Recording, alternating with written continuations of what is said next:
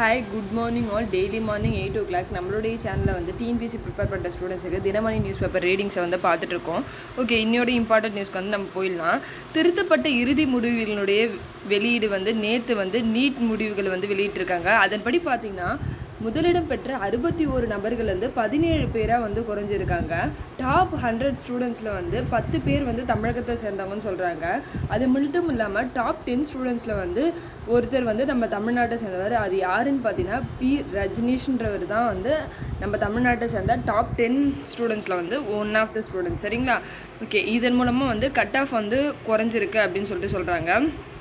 புதிய cut off வந்து 720க்கு 162 அப்படின்ற அளவில் வந்து குறைஞ்சிருக்குன்னு சொல்கிறாங்க. சரிங்களா? ஓகே, இங்கே பாருங்கள். ஓகே, நெக்ஸ்ட் இங்கே பாருங்கள். பாகிஸ்தான் இன்னும் பாடம் கற்கவில்லை, கார்கிலில் பிரதமர் மோடி. 1999 ஜூலை 26 வந்து கார்கில் பகுதியில், லடாக்ல இருக்க கார்கில் பகுதியில் இந்தியா பாகிஸ்தான் வாரில் வந்து இந்தியா வந்து வெற்றி பெற்றிருக்கும். அதை அனுசரிக்கும் விதமாக தான் ஆண்டுதோறும் ஜூலை 26 அன்னைக்கு கார்கில் வெற்றி தினமாக வந்து அனுசரிக்கிறாங்க. இதில் வந்து நேற்று வந்து நம்மளுடைய பிரதமர் மோடி வந்து கார்கிலுக்கு போயிட்டு அங்கே இருக்கிற இராணுவ வீரர்களுக்கு வந்து அஞ்சலி செலுத்தியிருப்பார். இதில் என்ன சொல்கிறாங்கன்னு பார்த்தீங்கன்னா, இதை வந்து என்னன்னு சொல்லணும்னா கார்கில் விஜய் திவாஸ் அப்படின்னு சொல்கிறோம். இதில் வந்து பல்வேறு நம்ம நாட்டினுடைய வீரர்கள் வந்து உயிரிழந்திருப்பாங்க.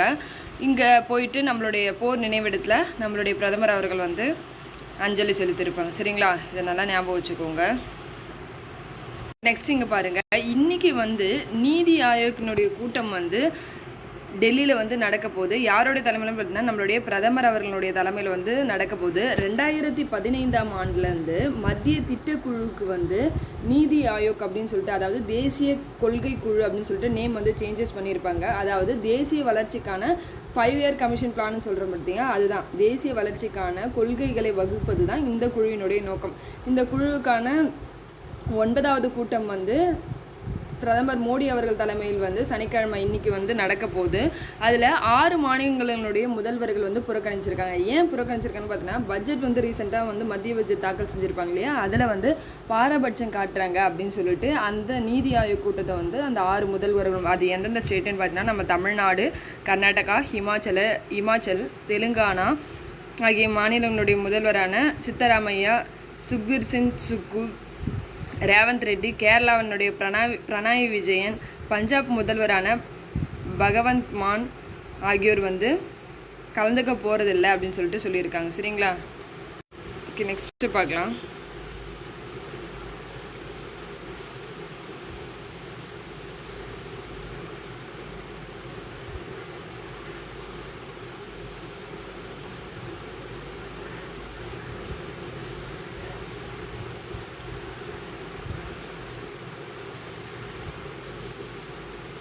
ஓகே, இன்னையோட குரலை வந்து நம்ம வாசிச்சிடுவோம். இந்த குரல் வந்து ஊக்கம் உடைமைன்ற அதிகாரத்தில் வந்து நம்மளுக்கு கொடுத்துருக்காங்க. ஊக்கம் உடைமை. சரிங்களா?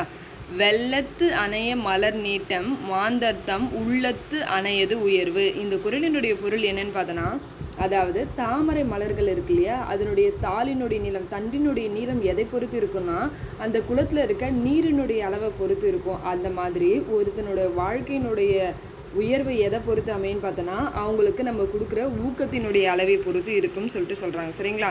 இன்னொரு தடவை வாசிக்கலாமா? வெள்ளத்து அணைய மலர் நீட்டம் மாந்தர்த்தம் உள்ளத்து அணையது உயர்வு. ஓகே, நெக்ஸ்ட் பார்க்கலாம். ஓகே, நெக்ஸ்ட் இங்கே பாருங்கள். மாநில அமைச்சரவை முடிவுக்கு ஆளுநரை கட்டுப்பட வைக்கும் தனிநபர் மசோதா மாநிலங்களவையில் தோல்வி. என்னன்னா, கேரளாவை சேர்ந்த மார்க்சிஸ்ட் உறுப்பினரான ஜான் பிரடாஸ் வந்து என்ன பண்ணியிருக்காருன்னு பார்த்தீங்கன்னா ஒரு தனிநபர் மசோதா தாக்கல் செஞ்சுருக்காரு. அது என்னன்னா, மாநில அமைச்சரவை வந்து சட்ட விதிகளுக்கு உட்பட்டு ஒரு முடிவு எடுக்கிறாங்கன்னு வச்சுக்கோங்களேன், அந்த முடிவுகளுக்கு எல்லாமே ஆளுநர் எல்லாமே வந்து கட்டுப்படணும்னு சொல்லிட்டு ஒரு தனிநபர் மசோதாவை வந்து தாக்கல் செய்கிறாரு. இதை மாநிலங்களவையினுடைய துணைத் தலைவர் ஹரிவன்ஷ்ன்றவர் குரல் வாக்கெடுப்பு மூலம் இந்த மசோதாவை தாக்கல் செய்கிறாங்க. இது வந்து இந்த மசோதா தோல்வியுற்றதுன்னு சொல்கிறாங்க. சரிங்களா? ஓகே, நெக்ஸ்ட் இங்கே பாருங்கள்.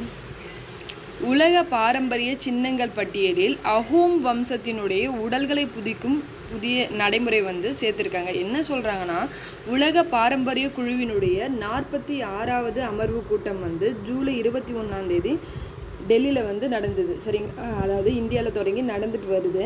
இதில் 2023-24 ஆண்டுக்கான உலக பாரம்பரிய சின்னங்களுடைய பட்டியலை சேர்ப்பதற்கு இந்தியாவினுடைய சார்பில் அஹோம் வம்சத்தினுடைய உயிரிழந்தவர்களை புதைக்கும் நடைமுறையான மொய்தம்ஸ் அப்படின்றது வந்து இடம்பெற்றிருக்கிறதா வந்து சொல்கிறாங்க. இது வந்து அசாம் மாநிலத்தை வந்து சேர்ந்தது. சரிங்களா, அந்த அந்த நடைமுறை வந்து அசாம் மாநிலத்தை சேர்ந்தது. அது வந்து உலக பாரம்பரிய சின்னங்களோட பட்டியலில் சேர்க்கப்பட்டது. ஓகே, நெக்ஸ்ட் இங்கே பாருங்கள். கோலாகலமாக தொடங்கியது பாரிஸ் ஒலிம்பிக்ஸ். நேற்று வந்து பாரிஸ் ஒலிம்பிக்ஸ் வந்து ஸ்டார்ட் ஆகிருக்கும். இது வந்து என்னென்ன இம்பார்ட்டன்ட் நியூஸ் இருக்குதுன்னு சொல்லிட்டு படிக்கிறேன், நீங்கள் தெரிஞ்சுக்கோங்க. இதில் ஒரு பயிற்சியாளர் வந்து நீக்கம் செஞ்சுருக்காங்க. ஏன் அப்படின்னா நியூசிலாந்தினுடைய கால்பந்து மகளிர் அணி வந்து ப்ராக்டிஸ் பண்ணிகிட்டு இருக்கும்போது கனடா அணியினர் என்ன பண்ணாங்கன்னு பார்த்தீங்கன்னா ஆளில்லா விமானம், அதாவது ட்ரோன் மூலமாக வந்து அதை கண்காணிச்சிருக்காங்க அவங்க ப்ராக்டிஸ் பண்ணுறத. ஏன் அப்படின்னா ஃபஸ்ட்டு மேட்ச்லேயே வந்து நியூசிலாந்தும் கனடாவும் தான் வந்து மோதிக்க போகுதாமா. அதனால் கனடா அணியின் என்ன பண்ணிருக்காங்க, நியூசிலாந்தை வந்து ஆளில்லா விமானம் மூலம் வேவு பார்த்ததுனால அந்த அணியினுடைய பயிற்சியாளரான பெவ் பிரிஸ்ட் மேன் அப்படின்றவர் வந்து இடைநீக்கம் செய்யப்பட்டிருக்காரு. இதை வந்து ஞாபகம் வச்சுக்கோங்க. சரிங்களா, அந்த மாதிரி ஊக்க மருந்து பயன்படுத்தியதற்காக ஈராக் வீரருக்கு வந்து தடை விதிச்சிருக்காங்க. ஈராக்கை சேர்ந்த ஜூடோ வீரரான சஜத் செஹன் அப்படின்றவர் வந்து ஊக்க மருந்து பரிசோதனை வந்து கண்டுபிடிச்சி இவருக்கு வந்து தடை விதிச்சிருக்காங்க. சரிங்களா, ஓகே, ஒரு இம்பார்ட்டண்டான நியூஸ் இங்கே இருக்குது பாருங்கள். இந்தியாவினுடைய இளம் ஒலிம்பிக்ஸ் நடுவரானார் கபிலன் சாய் அசோக். இவர் வந்து குத்துச்சண்டை வீரர். சரிங்களா, இந்தியாவை சேர்ந்த முன்னாள் சர்வதேச குத்துச்சண்டை வீரர் தான் கபிலன் சாய் அசோக். இவர் வந்து 32 வயதான இவர் வந்து ஒலிம்பிக் போட்டியில் பணியாற்றும் இந்தியாவினுடைய இளம் நடுவர் அப்படின்னு சொல்லிட்டு சொல்கிறாங்க. சரிங்களா, இது நல்லா ஞாபகம் வச்சுக்கோங்க. இந்தியாவை சேர்ந்தவர். இவர் வந்து அந்த குத்துச்சண்டையில் வந்து நடுவராக இந்தியாவை சேர்ந்தவர் வந்து நியமிக்கப்பட்டிருக்கார். சரிங்களா, கபிலன் சாய் அசோக். நெக்ஸ்ட்டு பார்க்கலாம்.